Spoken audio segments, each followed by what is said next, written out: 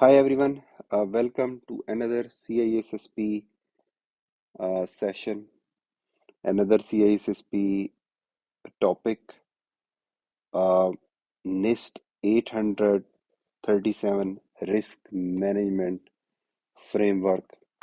So, this is another very important topic for the CISSP exam, and I will not discuss all these steps which you can see on my screen in one session. I may split in three parts. In three, I will explain them in three different videos. Um, because all seven steps, if we try to cover in one session, that will be confusing. That could be overwhelming. So I will break into three different session. So as I said, it is RMF, Risk Management Framework. So this framework provides the risk management uh, framework, which is structured approach to managing cybersecurity risk for government and organizations, right? So the purpose of this framework is establish a standardized process for managing security and privacy risks. It integrates risk management into system development lifecycle, SDLC. Ensure compliance with FISMA, Federal Information Security Management Act. It can be applied to government and non-government organization. So it is uh, most most of time it is used in the USA region, but it could be used anywhere, right? So I also have a detailed video on NIST framework and ISO 27001 and ISO 27002. So you may watch those videos for detailed explanation. But in this particular video, we will mainly focus uh, on this framework. But in this session, we will cover prepare, categorize, and select. Only three components, three steps we will try to cover in this particular video, right? So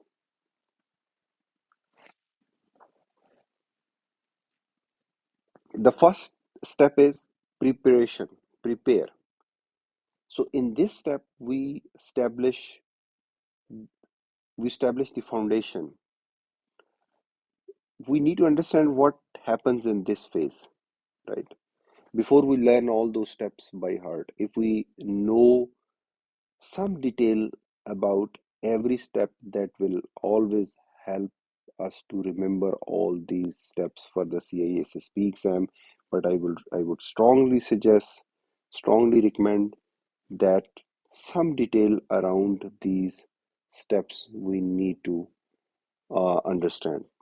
So prepare, we establish the foundation. So that means the company, it could be, as I said earlier, it could be a private or government, prepares a security and risk management strategy. What we do, we define in this step, we define roles and responsibilities.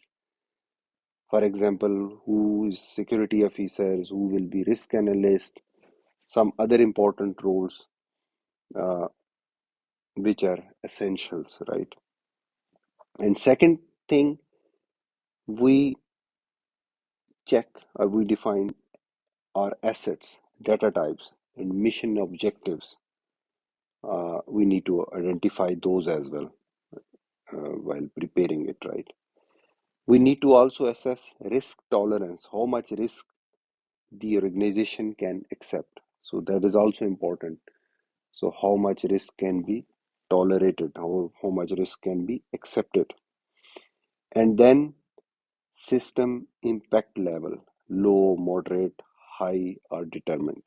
For example, a bank's customer database is classified as a high risk. Makes sense, right?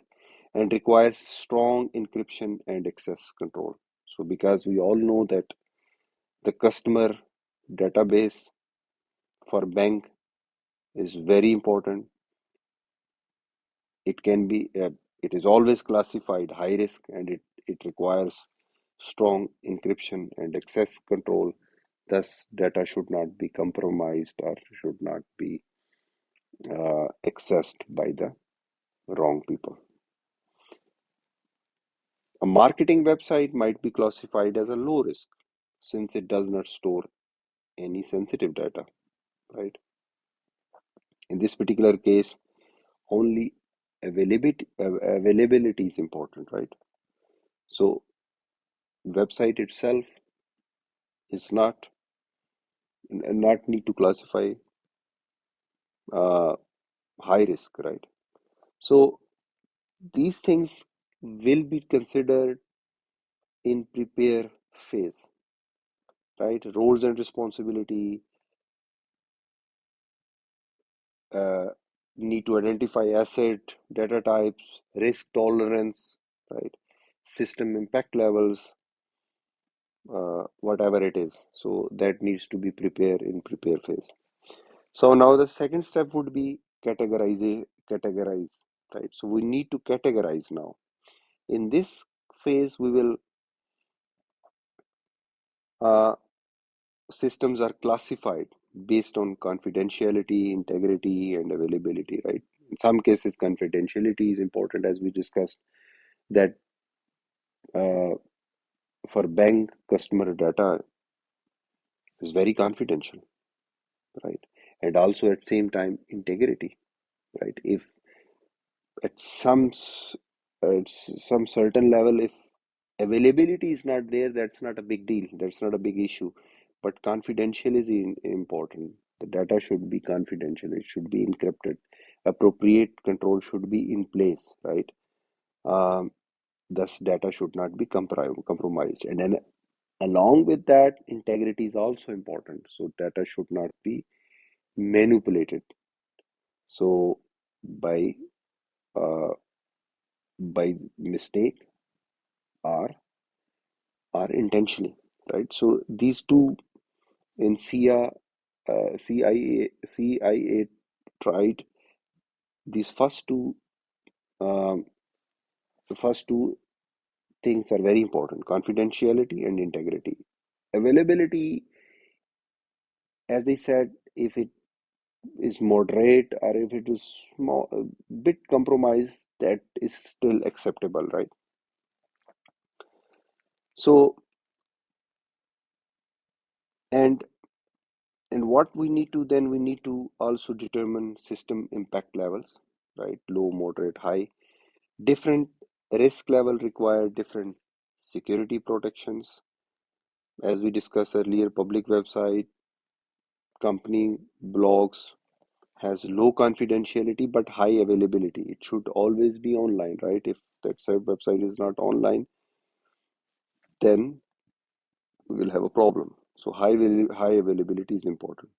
A payroll system has high confidentiality and integrity, but as I said earlier, but it could be moderate availability.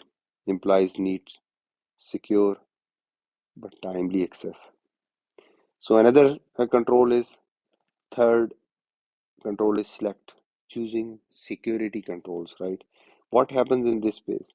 Security controls are selected, right? In this phase, after preparation, categorization, now we know about our asset, know about our data types, we know about responsibilities, roles, and all that. So now the time is to select the controls. We need to select the appropriate controls, right? Security controls are selected from NIST 853. That is another framework. So we will discuss in separate video. But I just give you a brief overview of this NIST 853. 853 is security and privacy control is a separate framework that provides a detailed catalog of security control to be used uh, during select step of RMF, Risk Management Framework 837, right? So it gives you a detailed description, a detailed catalog of security controls to be used, right? So that we need to understand that 837, which we are currently discussing, it is an overall framework. It is the process. But NIST 853 is the technical guide, the control used in this process. So 853 is divided into 20, I think 20 plus control families that address different areas of security, right? So we will not go into that detail. We will record separate session on 853. Here our main focus is 837 RMF framework. So, and we are discussing third step, which is important. Select choosing security controls. Security controls are selected from NIST 853. So another important point is the right balance between security and cost is considered. So tailored security controls are applied based on business needs. So key point which I would like to mention here, asset value versus security cost.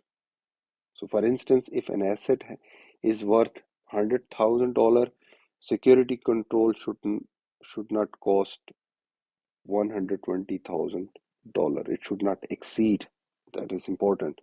This is part of risk management, ensuring cost effectiveness.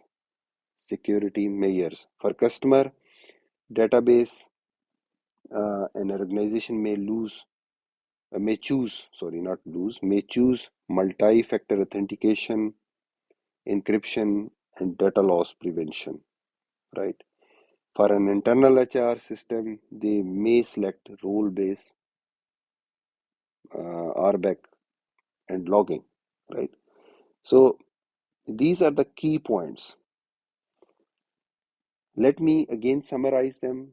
Why I'm emphasizing only uh, only on 3 steps of this framework in this video, because we need to understand every single step uh, very clearly, because they when you see question related to this framework, you always confuse, right? So maybe you can learn by heart about all these steps one by one, but the thing is, if you have some idea, if you have some if you understand the objective of those of steps, that will always very helpful. You can relate them.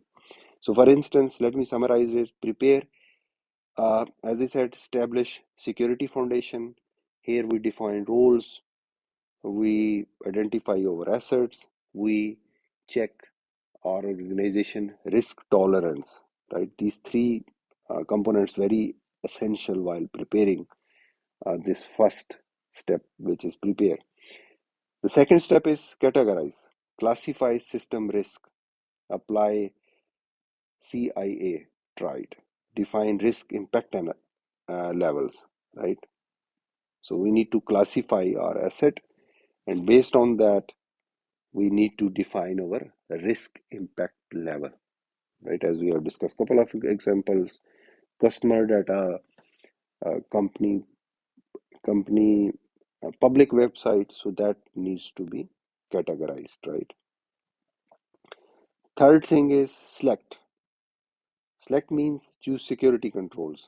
Using NIST 853 controls ensure cost-effective security, and also our business needs, also the cost effectiveness, and based on that, those security control could be tailored. So try to remember these three important steps and the detail uh, about these steps. Thank you so much for watching this video. In upcoming video, we will discuss rest all other 4 steps. If you have any feedback, question, please share in the feedback.